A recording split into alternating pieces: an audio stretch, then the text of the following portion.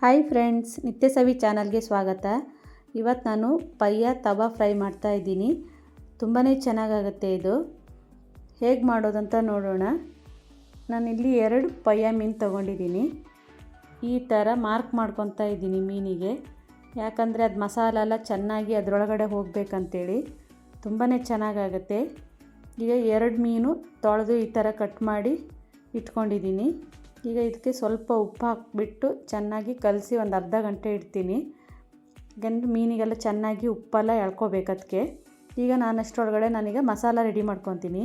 ಒಂದು 3 ಸ್ಪೂನ್ ಆಗುವಷ್ಟು ನಾನು ಚಿಲ್ಲಿ ಪೌಡ್ರ್ ಹಾಕ್ಕೊಂಡಿದ್ದೀನಿ.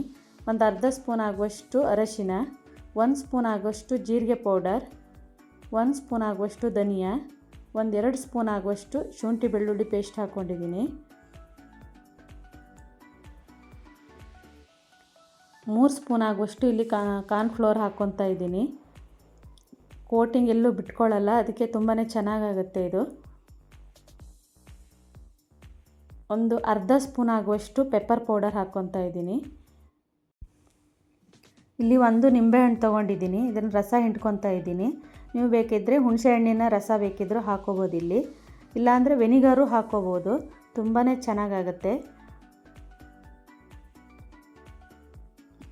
ಈಗ ಸ್ವಲ್ಪ ನಾನು ಚೆನ್ನಾಗಿ ಇದನ್ನು ಡ್ರೈಯೇ ಮಿಕ್ಸ್ ಮಾಡ್ಕೊತೀನಿ. ಈಗ ಸ್ವಲ್ಪ ರುಚಿಗೆ ತಕ್ಕಷ್ಟು ಉಪ್ಪು. ಫಸ್ಟ್ ನಾನಿಲ್ಲಿ ಮೀನಿಗೆ ಉಪ್ಪು ಹಾಕಿ ಇಟ್ಟಿದ್ದೀನಿ. ಸ್ವಲ್ಪ ನೋಡಿಕೊಂಡು ಉಪ್ಪು ಹಾಕ್ಕೋಬೇಕು. ಎಷ್ಟು ರುಚಿಗೆ ಎಷ್ಟು ಬೇಕೋ ಅಷ್ಟು ಉಪ್ಪು ಹಾಕ್ಕೋಬೇಕು. ನಾನಿಲ್ಲಿ ಸ್ವಲ್ಪ ನೀರು ಹಾಕ್ಕೊಂಡೀಗ ಕಲಿಸ್ಕೊತೀನಿ. ಈಗ ಸ್ವಲ್ಪನೇ ನೀರು ಹಾಕ್ಕೊಂಡು ಈ ಥರ ಕಲಿಸ್ಕೊಂಡಾಗಿದೆ. ಈಗ ಮಸಾಲ ರೆಡಿಯಾಗಿದೆ. ಈಗ ನಾನು ಮೀನಿಗೆಲ್ಲ ಅಪ್ಲೈ ಮಾಡ್ಕೊತೀನಿ. ಈಗ ಚೆನ್ನಾಗಿ ಮೀನಿಗೆ ಅಪ್ಲೈ ಮಾಡಬೇಕು. ಇದು ಹೊಟ್ಟೆ ಒಳಗಡೆನೂ ಸ್ವಲ್ಪ ಮಸಾಲ ಎಲ್ಲ ಹಾಕ್ಕೋಬೇಕು. ತುಂಬಾ ಚೆನ್ನಾಗಾಗುತ್ತೆ. 2 ಕಡೆ ಚೆನ್ನಾಗಿ ಈ ಥರ ಅಪ್ಲೈ ಮಾಡಬೇಕು. ಮಾರ್ಕ್ ಮಾಡ್ಕೊಂಡಿದ್ದನ್ನೆಲ್ಲ ಅದರೊಳಗಡೆ ಎಲ್ಲ ಮಸಾಲ ಹೋಗುತ್ತೆ, ಚೆನ್ನಾಗಿ ಅಂಟ್ಕೊಳ್ಳುತ್ತೆ.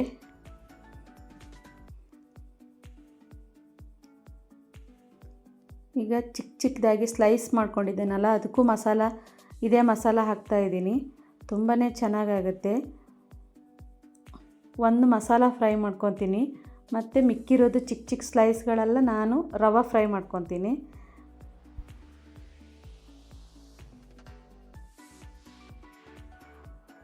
ಈಗ ಮಸಾಲ ಎಲ್ಲ ಹಾಕ್ಕೊಂಡಾಗಿದೆ. ಈಗ ನಾನು ಇದನ್ನೇ 1 ಅವರ್ ನಾನು ಫ್ರಿಜ್ಜಲ್ಲಿ ಇಡ್ತೀನಿ.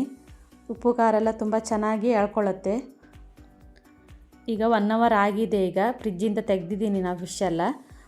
ಈಗ 3-4 ಸ್ಪೂನ್ ಆಗುವಷ್ಟು ಈ ಥರ ಆಯಿಲ್ ಹಾಕ್ಕೊತಾ ಇದ್ದೀನಿ. ಆಯಿಲ್ ಬಿಸಿಯಾದ ನಂತರ ನಾನೀಗ ಫಿಶ್ ಹಾಕ್ತಾಯಿದ್ದೀನಿ. ಆಯಿಲ್ ಬಿಸಿಯಾಗಿಲ್ಲ ಅಂದರೆ ಫಿಶೆಲ್ಲ ಮಸಾಲ ಎಲ್ಲ ಬಿಟ್ಕೊಳ್ಳುತ್ತೆ. ಈ ಥರ ಫ್ರೈ ತುಂಬಾ ಚೆನ್ನಾಗಾಗುತ್ತೆ. ಈಗ ಇದು ಬೇಯಲಿಕ್ಕೆ ಒಂದು 3-4 ನಿಮಿಷ ಆದರೂ ಬೇಕು. ಚೆನ್ನಾಗಿ ಫಿಶ್ಶು ದೊಡ್ಡ ಸೈಜ್ ಅಲ್ವಾ, ಅದಕ್ಕೆ ಟೈಮ್ ತಗೊಳುತ್ತೆ. ಮೀಡಿಯಮ್ ಫ್ಲೇಮಲ್ಲೇ ಇದನ್ನು ಬೇಯಿಸ್ಕೋಬೇಕು. ಈಗ ಒಂದು ಸೈಡಲ್ಲೇ ಈಗ ಚೆನ್ನಾಗಿ ಬೆಂದಿದೆ. ಈಗ ನಾನೀಗ ಉಲ್ಟಾ ಹಾಕ್ಕೊತಾ ಇದ್ದೀನಿ. ನೋಡಿ, ಮಸಾಲೆ ಎಲ್ಲ ಪರ್ಫೆಕ್ಟಾಗಿ ಅಂಟ್ಕೊಂಡಿದೆ ನೋಡಿ, ಎಲ್ಲೂ ಬಿಟ್ಟಿಲ್ಲ ಮಸಾಲ. ಈಗ ಹೊಟ್ಟೆ ಭಾಗ ಹತ್ರನೂ ಬೇಯಲ್ಲ, ಅದಕ್ಕೆ ನಾನು ಒಂದು ಸೈಡ್ ಮಾಡಿಕೊಂಡು ಹೊಟ್ಟೆ ಭಾಗ ಹತ್ರನೂ ನಾನು ಬೇಯಿಸ್ಕೊತೀನಿ. ಈಗ ತವಾ ಫ್ರೈ ಆಗೋದ್ರಿಂದ ಹೊಟ್ಟೆ ಭಾಗ ಚೆನ್ನಾಗಿ ಬೆಂದಿರಲ್ಲ, ಅದಕ್ಕೆ ಈ ಥರ ಒಂದು ಸೈಡ್ ಮಾಡಿ ಈ ಥರ ನಾವು ಬೇಯಿಸ್ಕೋಬೇಕಾಗತ್ತೆ. ಈಗ 2 ಕಡೆ ಪರ್ಫೆಕ್ಟಾಗಿ ಬೆಂದಿದೆ. ಈಗ ಮಸಾಲ ಫ್ರೈ ರೆಡಿಯಾಗಿದೆ. ಈಗ ಅದೇ ತವಕ್ಕೆ ನಾನು ಸ್ವಲ್ಪ ಆಯಿಲ್ ಹಾಕ್ಕೊಂಡು ರವೆ ಫ್ರೈನೂ ಮಾಡ್ಕೊತೀನಿ. ಈಗ ಸ್ಲೈಸಾಗಿ ಕಟ್ ಮಾಡ್ಕೊಂಡಿರೋ ಫಿಶೆಲ್ಲ ಈಗ ನಾನು ಹಾಕ್ಕೊತಾ ಇದ್ದೀನಿ. ಈ ಥರ ಮಾಡ್ಕೊಳ್ಳೋದ್ರಿಂದ ತುಂಬಾ ಚೆನ್ನಾಗಾಗುತ್ತೆ. ಒಂದೇ ಸಲ ರವೆ ಫ್ರೈನೂ ರೆಡಿಯಾಗುತ್ತೆ, ಮಸಾಲ ಫ್ರೈನೂ ರೆಡಿಯಾಗುತ್ತೆ. ಯಾವುದು ಬೇಕಾದರೂ ನಾವು ಹಾಕ್ಕೊಂಡು ಊಟ ಮಾಡ್ಬೋದು. ನೋಡಿ, ಒಂದು ಸೈಡೆಲ್ಲ ಚೆನ್ನಾಗಿ ಬೆಂದಿದೆ. ಈಗ 2 ಸೈಡ್ ಚೆನ್ನಾಗಿ ಬೇಯಿಸ್ಕೊಂಡಾಗಿದೆ. ಈಗ ರವೆ ಫ್ರೈನೂ ರೆಡಿಯಾಗಿದೆ, ಮಸಾಲ ಫ್ರೈನೂ ರೆಡಿಯಾಗಿದೆ.